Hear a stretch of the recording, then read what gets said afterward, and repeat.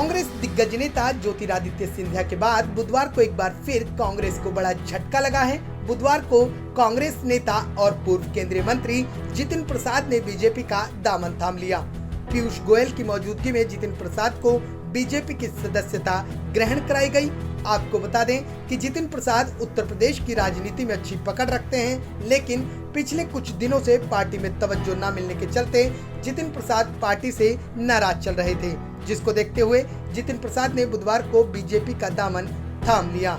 ऐसे में यूपी विधानसभा चुनाव भी बेहद नजदीक है, जिसको लेकर अब ये भी माना जा रहा है कि जितिन प्रसाद यूपी विधानसभा चुनाव के दौरान प्रियंका और यूपी कांग्रेस प्रदेश अध्यक्ष अजय कुमार उर्फ लल्लू के चुनाव के दौरान सीट का समीकरण भी बिगाड़ सकते हैं। आपको बता दें, पिछले लंबे समय से यूपी में एक बड़ा ब्राह्मण तबका बीजेपी से नाराज चल रहा है, जिसको देखते हुए बीजेपी ने जितिन प्रसाद के बहाने यूपी में ब्राह्मण कार्ड खेलने की भी कोशिश की है। वहीं बुधवार को बीजेपी सदस्यता ग्रहण के दौरान जितिन प्रसाद ने कहा कि उनका कांग्रेस से 3 पीढ़ियों का नाता है, लेकिन कोरोना काल के दौरान जिस तरह से बीजेपी ने देश की कमान संभाली, इससे प्रभावित होकर जितिन बीजेपी का दामन थाम रहे हैं। इसके आगे जितिन ने कहा कि देश में असल में कोई राजनीतिक दल है तो वह बीजेपी है। उसके अलावा तो देश में अन्य दल केवल किसी जाति, धर्म, समुदाय या फिर व्यक्ति विशेष को तवज्जो देती है। ऐसे में बीजेपी ही एकमात्र ऐसी पार्टी है जो केवल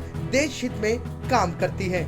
आइए अब आपको बताते हैं कि असल में जितिन प्रसाद कौन है। जितिन प्रसाद के पिता जितेंद्र प्रसाद पूर्व प्रधानमंत्री राजीव गांधी और नरसिम्हा राव के राजनीतिक सलाहकार थे। इसके साथ ही जितिन के पिता जितेंद्र प्रसाद साल 2000 में कांग्रेस अध्यक्ष का चुनाव सोनिया गांधी के खिलाफ लड़ चुके थे, लेकिन जितेंद्र प्रसाद को उस समय हार का सामना करना पड़ा था। साल 2001 में जितेंद्र प्रसाद का निधन हो गया, जिसके बाद जितिन प्रसाद ने अपनी राजनीतिक गलियारे में सक्रियता बढ़ाई और पिता की राजनीतिक विरासत को संभालते हुए कांग्रेस का दामन थाम लिया। साल 2004 में जितिन प्रसाद ने पहली बार यूपी शाहजहांपुर सीट से लोकसभा का चुनाव लड़ा और जीत हासिल की, जिसके बाद कांग्रेस ने जितिन प्रसाद को केंद्रीय मंत्री का दर्जा दिया।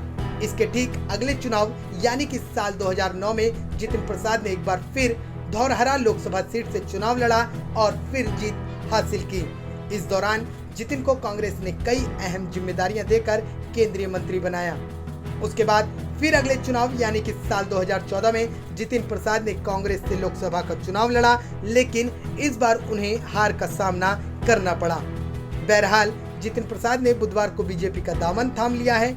ऐसे में माना यह भी जा रहा है कि यूपी विधानसभा चुनाव के दौरान बीजेपी जितिन प्रसाद को कई अहम जिम्मेदारियां भी सौंप सकती है।